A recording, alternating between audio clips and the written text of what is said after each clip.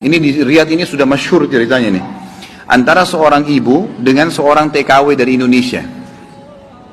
Ada satu ibu sudah divonis di Saudi. Operasi kanker dia terakhir sebulan lagi. Kalau tidak berhasil, dianggap sudah mati dari sisi medis. Ini keberhasilannya kecil sekali, 10%. 90% mati orang ini. Sebulan lagi menurut ilmu medis. 3 hari setelah divonis begitu sama dokter, sebulan lagi operasi terakhir, datang pembantunya dari Indonesia. Seminggu pembantu itu kerja, bagus sekali kerjanya. Masya Allah bersihin rumah, masak segala. Tuan rumahnya ini senang. Tapi selama dia kerja seminggu, ada satu perilaku TKW ini, pembantu ini, yang selalu membuat tuannya mau nanya sama dia tapi nggak enak. Akhirnya setelah seminggu itu ditanya, ternyata dia kalau siang hari, habis selesaikan kerjaan semua, habis siapin makan, dia masuk kamar mandi, lama di kamar mandi pembantu ini. Nggak tahu buat apa gitu. Pas dia keluar dari kamar mandi, setelah seminggu ditanya sama majikannya, maaf saya mau tanya, kenapa kamu ini setiap masuk kamar mandi, lama, ngapain gitu kan.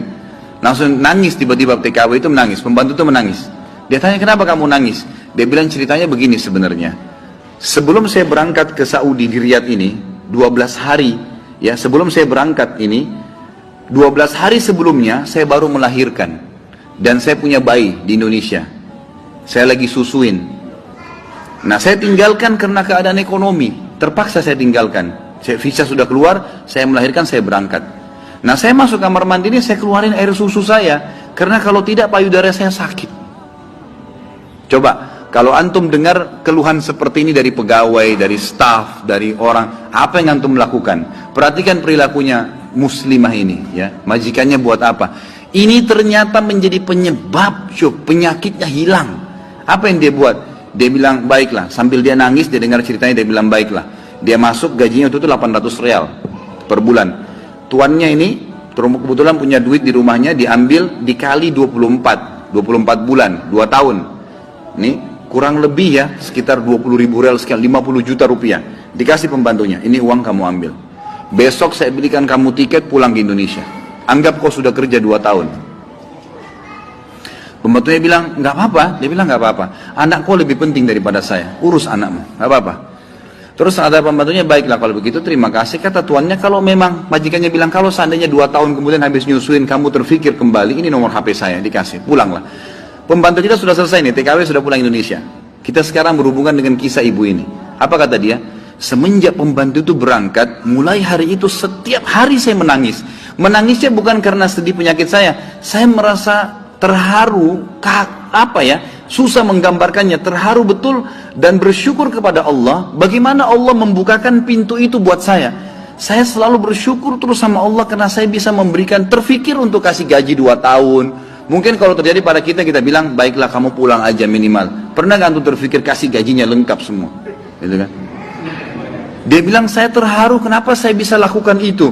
Dan saya selalu bersyukur sama Allah, saya bisa lakukan sementara memang ini ada vonis mati dekat lagi secara medis gitu kan. Dia bilang, tiap hari saya menangis. Dan setiap kali saya menangis, saya merasa ada satu kepuasan dan keadaan saya lebih baik. Ringkas cerita, tiba masa operasi, ditelepon rumah sakit, disiapin semuanya alat operasi. Ini sudah jelas akan menemui ajal kalau secara medis. Tiba di rumah sakit, dicek sebelum operasi, dokternya duduk setelah cek di kursi lalu bertanya, kamu berobat kemana sebulan ini? Kata ibunya, saya nggak berobat kemana-mana. Kamu tahu nggak, kanker kamu nggak ada, sedikit pun nggak ada, akarnya nggak ada, sembuh total, nggak ada, nggak mungkin terjadi secara medis. Ibu itu tersenyum lalu mengatakan, kalau betul apa yang dokter ucapkan, itu karena sedekah saya. Diceritain sama dia ceritanya, begini.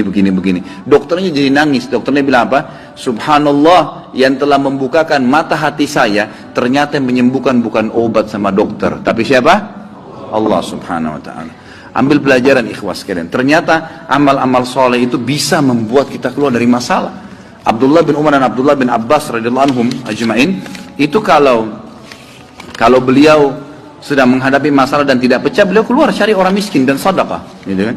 Keluar bertawassul dengan amal soleh, seperti itulah.